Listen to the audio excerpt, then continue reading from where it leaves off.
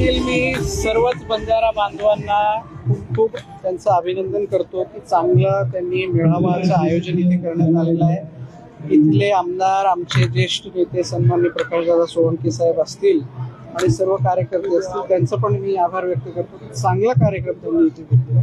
One nation one रिझर्वेशनचा विषय हा मी आमची ऑल इंडिया बंजारा सेवा संघाची जेव्हा बैठक होते, छत्तीसगड असो गुजरात असो, प्रत्येक जागी मी हा मुद्दा तिथे मांडतोय। याच्यात काही बदल करणं गरजेचं आहे, ते आम्ही आमच्या समाज स्तरावर जेव्हा बसू तेव्हा त्याची मांडणी करून त्याचं समोरचं कशी दिशा असेल ते ठरवू।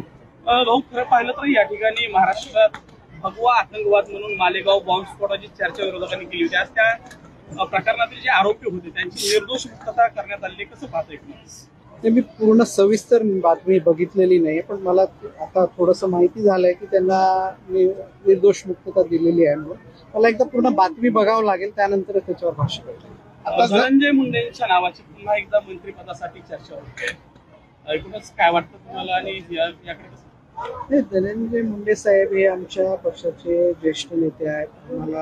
मी पहिल्यांदा जेव्हा निवडून आलो होतो तेव्हा त्यांनी पहिला अधिवेशन जेव्हा नागपूरला झालं तेव्हा आम्ही सर्व पहिल्यांदा निवडून आलेल्या आमदारांना त्यांनी मार्गदर्शन घेऊन एक कार्यशाळा सारखं आम्हाला त्यांनी मार्गदर्शन केलेलं आहे। म्हणून ज्येष्ठ नेते आहेत, आमच्या मनात त्यांचा आदर आहे आणि पक्षश्रेष्ठी जर त्यांच्याबद्दल विचार करत असेल तर मी स्वागत करू त्याचं। पाहिलं तर आता जर प्रॉपरचा विचार केला तर या ठिकाणी मुंडे जे दिवंगत गोपीनाथराव मुंडे असतील, पंकजा मुंडे असतील, त्यांचे खंडे समर्थक म्हणून राजाभाऊ मुंडे, बाबरी मुंडेंकडे पाहिलं जात होतं। मात्र ते आता आपल्या गटात सामील होत आहेत, मोठी ताकद आपल्या सोबत येते, काय वाटतं?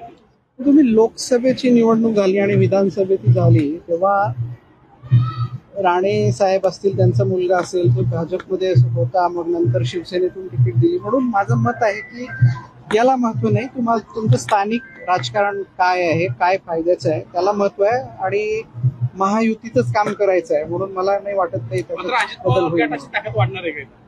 आता गट आणि तट नाहीये, महायुती म्हणून काम करतोय तिथे, आपल्याला सर्वांना अधिकार आहे आपल्या पक्षाला वाढवण्याचा। धनंजय मुंडेंच्या मला काही असं निदर्शनात आलेलं नाही, माहिती घेतो आपली।